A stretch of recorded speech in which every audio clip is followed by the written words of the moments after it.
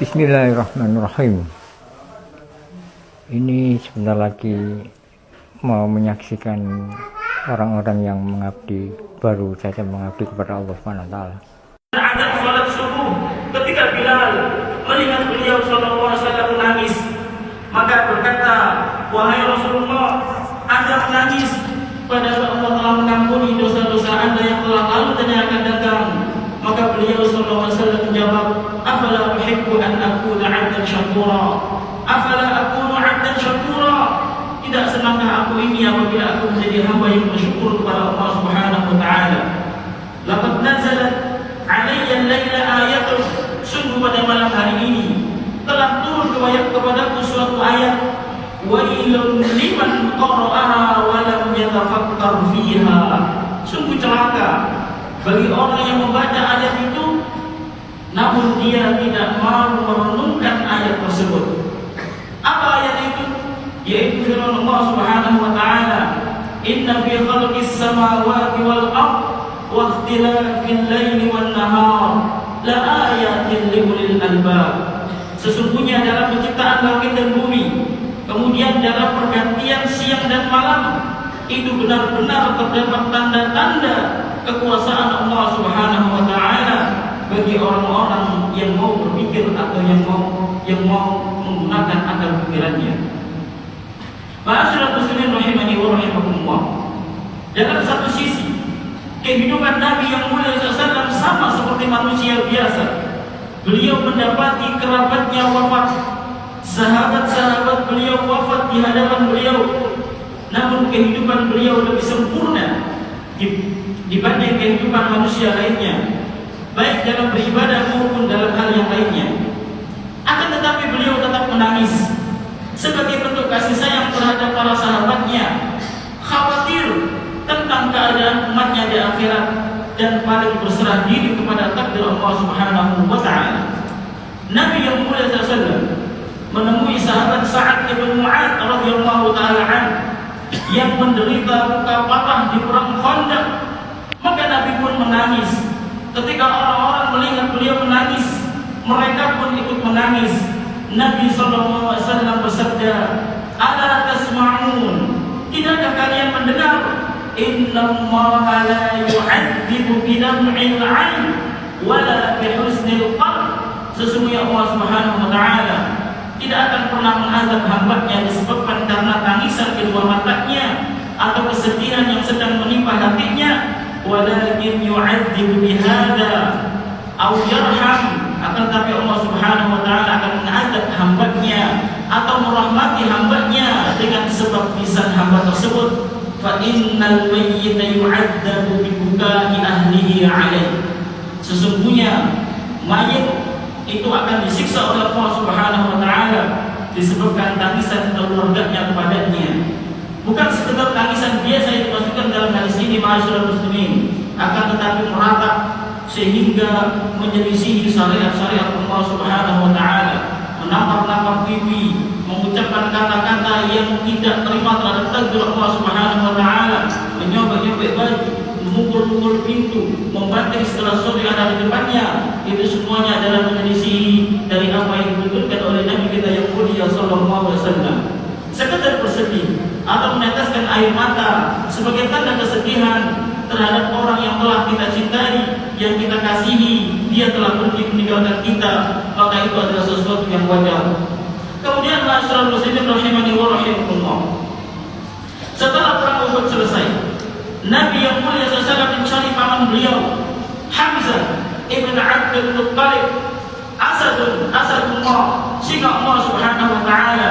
Maka beliau SAW mendapati pamannya telah terbunuh dalam keadaan syahid di lembah Uhud dalam keadaan yang tidak wajar.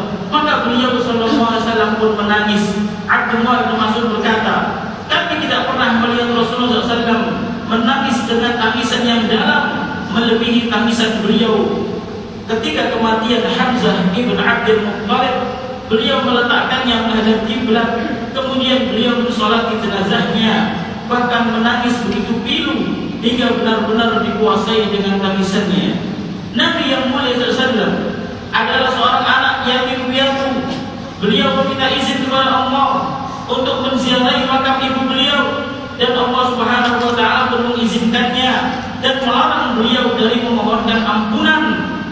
Beliau datang ke kubur ibunda beliau, kemudian menangis dengan tangisan yang dalam, sampai-sampai membuat orang di sekitarnya pun ikut menangis karena kesedihan beliau.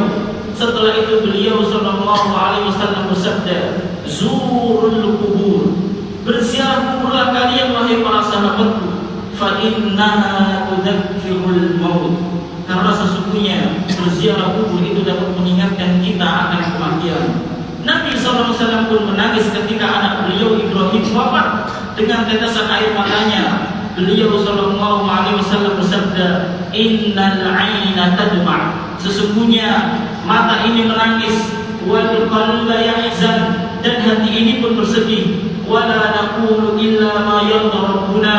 Akan tetapi kita tidak akan pernah mengatakan sesuatu ucapan kecuali apa yang diridhoi oleh Rabb kami, yang diridhoi oleh Allah Subhanahu wa taala. Wa inna bi firaqika ya Ibrahim la mahzunun.